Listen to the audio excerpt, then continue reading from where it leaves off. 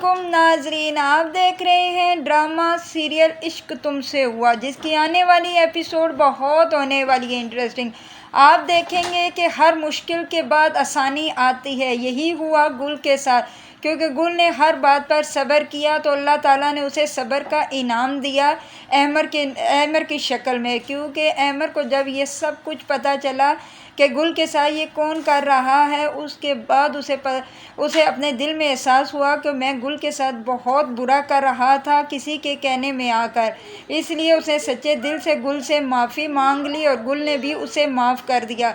जिस पर अहमर कहता है कि गुल, इंदा से हम दोनों के दरमियान कोई गलतफहमी नहीं पैदा कर सकता और ना ही मैं तुम्हें कुछ ऐसा कहूँगा जिससे तुम्हें दुख हो। इस पर गुल कहती है कि कोई बात नहीं अहमर, क्योंकि आपको भी ये चीज़ पता ही नहीं थी। मैं जानती थी आप दिल के बुरे नहीं हैं, आपने कभी भी किसी का बुरा नहीं चाहा और आप मेरे बेटे का कैसे बुरा चाह सकते हैं। यही वो कहता है कि तुम अम्मी की तरफ से भी दिल अपना साफ़ कर लो, वो भी बुरी नहीं है, मैं जानता हूँ ये जिसने किया है। वो कहती है कि वो कौन है, तो वो कहता है तुम्हें समझ नहीं आई मैं किसकी तरफ इशारा कर रहा हूँ। तुमने देख भी लिया अपनी आंखों से कि अल्लाह ताला ने बुरे काम का बुरा इंजाम होता है। और नौशी के साथ क्या हुआ, और जब मैंने ये देखा था कि नौशी तुम्हारे दूध में जहर मिला रही थी, तो मैंने वो खुद ही खामोशी से सब कुछ देख रहा था ताकि वो आकर क्या करती है, और मैंने तुम्हें वो दूध नहीं पीने दिया और मैंने बहाने से वैसे ही वो दूध पीकर बेहोश हो गया ताकि नौशी की असलियत सबके सामने आ जाए। और देखा कि उसकी जब असलियत अम्मा अब्बा के पास सामने आई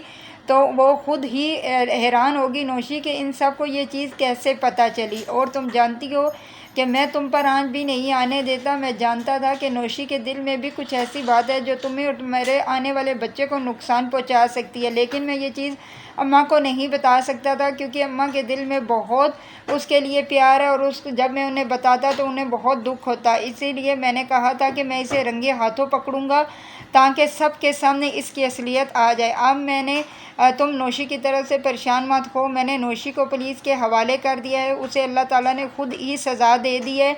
और तुम जानती हो कि नौशी की तबीयत अब बिल्कुल भी ठीक नहीं है, वहाँ पर वो मेंटल जैसी कंडीशन में है और वो पागलों वाली हरकतें कर रही है। डॉक्टर कहते हैं कि शायद इसका मेंटल लेवल ख़राब भी हो सकता है। इस पर गुल कहती है कि मैंने तो ऐसा कभी भी किसी के लिए नहीं चाहा था, मैं उसके लिए भी दुआ करती थी कि अल्लाह पाक उसे हदायत दे, लेकिन तुम जानते हो ना कि जब एक दूसरे के लिए कोई ऐसे वैर डाल लेता है तो फिर इंसान कुछ भी कर लेता है। उसे तो ज़रा भी एहसास नहीं आया कि अगर वाकई वो मैं दूध पी लेती तो मुझे ही कुछ हो सकता था या मेरे आने वाले बच्चे को भी कुछ हो सकता था। इस पर अहमर कहता है कि ऐसा मत करो, अल्लाह ना करे तुम्हें कुछ हो। इधर आप देखेंगे कि बुशरा बेगम भी अंदर आ जाती है और बुशरा बेगम भी गुल को कहती है हाथ जोड़कर कि बेटा तुम मुझे माफ़ कर दो, मुझे नहीं पता था, मैं तो सिर्फ यही समझती थी कि तुम नौशी बिल्कुल ठीक है और तुम ही गलत हो, लेकिन मुझे क्या पता कि नौशी ही सब गलतियाँ कर रही थी और मुझे और मेरी नस्ल को मिटाने में भी उसी का हाथ था। अगर वाकई तुम्हें और बच्चे को कुछ हो जाता तो मैं क्या करती। ये अल्लाह हाथ का दिया हुआ काम आ गया और वक्त पर अहमर को ये सब कुछ पता चल गया। तुम बेटा मुझे माफ़ कर दो, मैंने तुम्हारे साथ बहुत बुरा सलूक किया है। इस पर आगे से गुल कहती है कि नहीं खाला जनाब, मेरी बड़ी हैं, आपको तो कोई कसूर नहीं है, ये सब कुछ तो नौशी कर रही थी, आप तो बस आगे आ चुकी थी, मैंने आपको माफ़ किया। आप मेरी माँ जैसी भी हैं, क्योंकि आप जानती हैं ना कि मैं अपनी माँ के बाद आपको ही माँ समझती हूँ। इस पर गुल उसको बुशरा गले लगा लेती है और कहती है कि बेटा आज से समझो मैं तुम्हारी माँ हूँ और तुम्हें किसी चीज़ की कोई टेंशन हो तो मुझे बता सकती हो। इस पर अंदर आप देखेंगे कि वहाँ से बुशरा बेगम चली जाती है और अहमर भी गुल से माफ़ी मांगकर उसे गले लगा लेता है। और इधर आप देखेंगे कि हॉस्पिटल में नौशी की बहुत ही हालत ख़राब होती है और वो कहती है कि मैंने नहीं मारा, ये सब कुछ खुल नहीं किया है, अहमर मेरा है, ये ऐसे वैसी बातें करती रहती है क्योंकि इससे इसका दिमाग ख़राब हो चुका है। क्योंकि वो अहमद से बहुत मोहब्बत करती थी और अहमद को हासिल करने के लिए वो कुछ भी कर सकती थी, यहाँ तक कि वो गुल को और उसके बच्चे को मारने की भी कोशिश कर चुकी है। तो बर वक्त अहमद आ गया कि गुल और उसके बच्चे की ज़िंदगी बाकी नहीं, तो इस वक्त गुल और उसके बच्चे इस दुनिया में नहीं होता। यही वजह है कि अब नौशी को जेल में डाल दिया गया है और वो अकेली वहीं अपनी ज़िंदगी गुजारेगी अपने आप के साथ बातें करते हुए। ना ही उसे अहमद मिला और ना ही कोई और घर बार मिला और सब की नज़रों में वो बुरी बन गई क्योंकि वो उसे समझ नहीं थी कि अब अहमद सिर्फ़ और सिर्फ गुल का है, गुल के अलावा किसी का नहीं हो सकता। गुल तो उसे इतनी बड़ी खुशी दे रही है तो वो कैसे उससे शादी कर सकता है। इस पर गुल कहती है कि बस करें अमर, आप और अपने आप को कितना कोसेंगे। मैंने आपको माफ़ किया, आप जानते हैं ना कि मैं आपके बगैर नहीं रह सकती। मैं तो आपसे इतनी मोहब्बत करती थी, लेकिन आपका ये रवैया देखकर मैंने भी यही फ़ैसला कर लिया था कि मैं अब इस घर में नहीं रहूँगी और यहाँ से कहीं दूर चली जाऊँगी अपने दोनों बच्चों को लेकर, क्योंकि खाला जान का भी रवैया मुझे अच्छा नहीं लग रहा था। और आप लोग हर वक्त जो बच्चे बच्चे के कह रहे थे, क्या मैं माँ नहीं थी, मुझे एहसास नहीं था क्यों मैंने इतने मन्नतों मुरादों से ये बच्चा लिया, क्योंकि ये हमारे प्यार की निशानी है। मैं इसे कैसे कैसे कुछ नुकसान पहुंचा सकती थी, और आपने कैसा ये जान लिया कि मैं इसे पैदा नहीं करना चाहती। मैं तो जब देखें हमारा बच्चा नहीं था तो मैंने कितनी दुआएं मांगी, नमाज़ें पढ़ी, अल्लाह से मांगा, और जब अल्लाह ने मुझे दे दिया तो क्या मैं इसे दुनिया में नहीं लाती।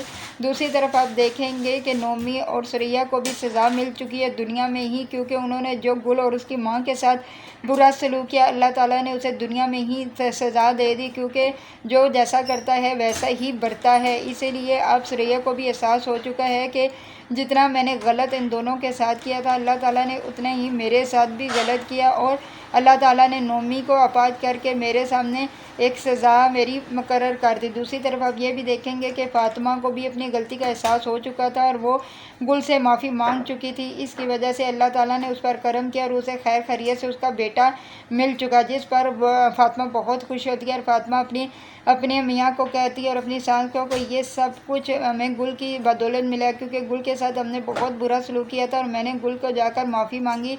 शायद गुल ही की माफ़ी नहीं, अल्लाह ताला ने हम पर रहम किया और हमें आज अपना बेटा सही सलामत मिल गया। नहीं तो मैं तो समझ रही थी अल्लाह ना करे अगर रमीज़ को कुछ हो जाता तो मैं तो रईस जीते जी मर जाती, क्योंकि तुम जानती हो एक बच्चे के खो जाने का दर्द कौन जानता है, सिर्फ माँ ही जानती है। अब मुझे एहसास हुआ कि मैंने कितना बुरा किया था गुल के साथ उसका बच्चा छीन कर। इस पर आगे से उसकी माँ भी बोलती है, रईस की माँ भी बोलती है कि हाँ मैंने भी गुल के साथ बहुत बुरा किया, इसी की वजह से तो आज हमारे घर में इतनी मुश्किलात हैं। एक मेरी बेटी पर इतनी मुश्किल आई और एक मेरा पोता खो गया था। शुक्र है कि अल्लाह ताला ने हमें वो वापस कर दिया। अब मैं भी जाऊंगी गुल से माफ़ी मांगूंगी। मैं जानती हूँ कि मैंने बहुत गुनाह किए हैं, वो मुझे शायद कभी भी माफ़ ना करे, लेकिन मैं जाऊँगी उससे माफ़ी मांगूंगी। इधर आप देखेंगे कि गुल के यहाँ अल्लाह ताला ने औलाद देता है, वो भी बेटे की सूरत में, और गुल और अमर की ज़िंदगी में खुशियाँ वापस लौट आती हैं और वो बहुत खुश होता है अपनी ज़िंदगी में, क्योंकि अब उनके दरमियान गलतफहमी पैदा करने वाला कोई भी नहीं होता। और इस तरह वो हंसी खुशी ज़िंदगी गुजारना शुरू कर देते हैं